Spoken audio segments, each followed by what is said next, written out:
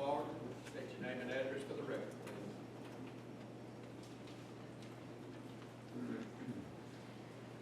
LeFiles, 3561 Riverside Drive.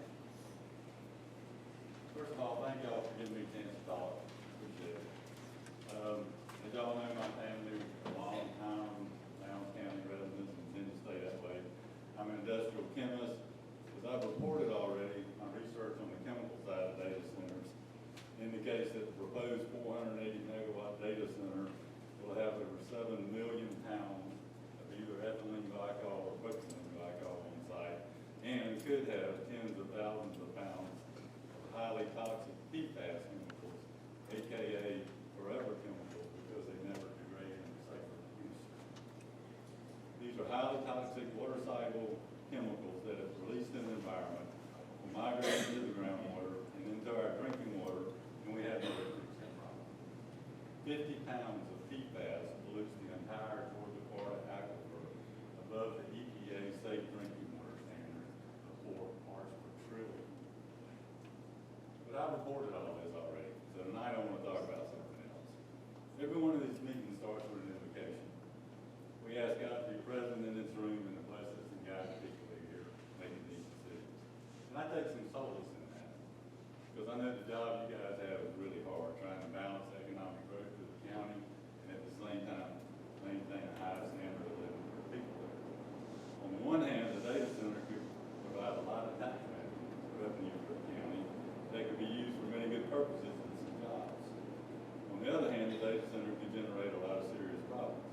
Nearby neighborhoods may be faced with nuisance noise, lower property values, flooding from increased stormwater runoff, and possibly more frequent sinkholes. If there are chemical spills, all Lowndes County citizens will be faced with drinking water polluted with even higher levels of forever chemicals that we have now, which will be there for generations to come. And these chemicals are known to cause several kinds of cancer and autoimmune disease. All the problems I just mentioned are specific to the proposed Quarterman Road site. A data center built on a site that didn't have all the characteristics that we call the road site wouldn't present all these problems. The Quarterman Road site is close to nearby neighborhoods and with the Gretchen River, and combined with that, it's on a highly unstable, porous karst geology. I am sure DC Blocks, the company that will build the data center, sell it, and then leave town with the money, will claim to have answers to all these issues. Do I believe that DC Blocks can design and build a 480 megawatt data center on karst limestone within 2,500 feet of the Gretchen River that will run safely for years? No. I've got 40 years of experience with heavy industrial chemical plants, designing them, building them, managing them, and I can tell you, this is not going to happen. The margin for error is too small. Remember, 50 pounds of PFAS looks a whole lot. Over time, equipment fails, pipes crack, inspections fail, people fail to file procedures, extreme weather happens, budgets get cut.